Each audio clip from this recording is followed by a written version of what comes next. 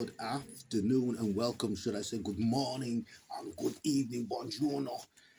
Auf Wiedersehen if you're just coming out, if you're coming in, hello, hello, hola.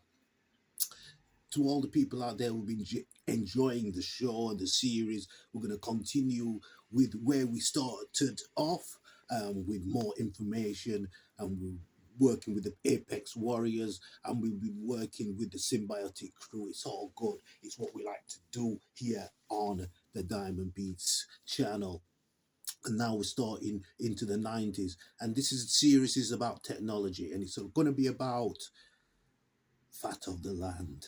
So technology mixed with fat of the land. Why I say fat of the land is because it's a term that I often use to describe my style of career, how I've journeyed through my career. I don't use it often on here, but it's a term that was introduced to me a few years ago, quite a few years ago, a couple of decades ago. And they said, yeah, that's how they describe me, living off the fat of the land. So yeah, I'm here and I'm talking about technology. And in the 90s, technology was at hand. We had a lot of technology.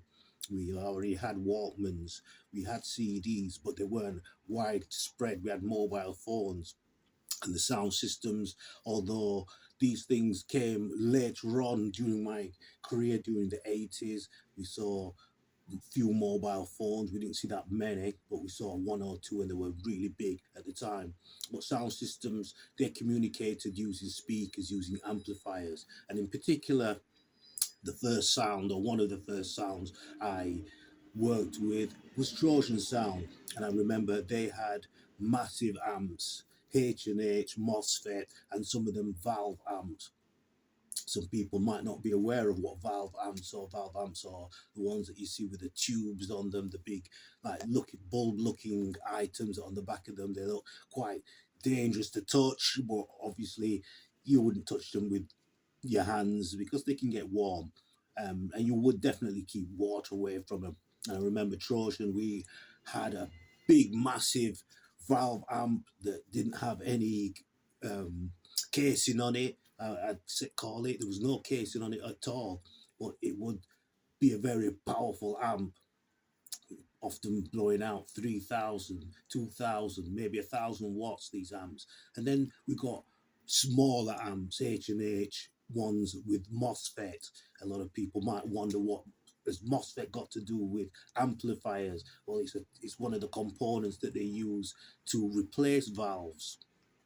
So we look at how technology then stepped up. It kept on stepping up. I saw more H&H, more or less MOSFET amps coming onto the market. Colesborough was a big company at that time making a lot of disco equipment, and you could get Colesborough amps. You could also get realistic equipment, as Tandy was open in that era, that period of time. We had an electronic shop that you could go to and buy your components, or even buy the amps themselves. And some techie people went there and bought things that they could then make up themselves, like kits and stuff like that. I'm not quite that techie. I'm techie enough that I can build things and I can put things together. Like most of us, like a jigsaw, if you get all the right pieces in the right place, it works and it'll look good. Unfortunately, if you get it in the wrong place,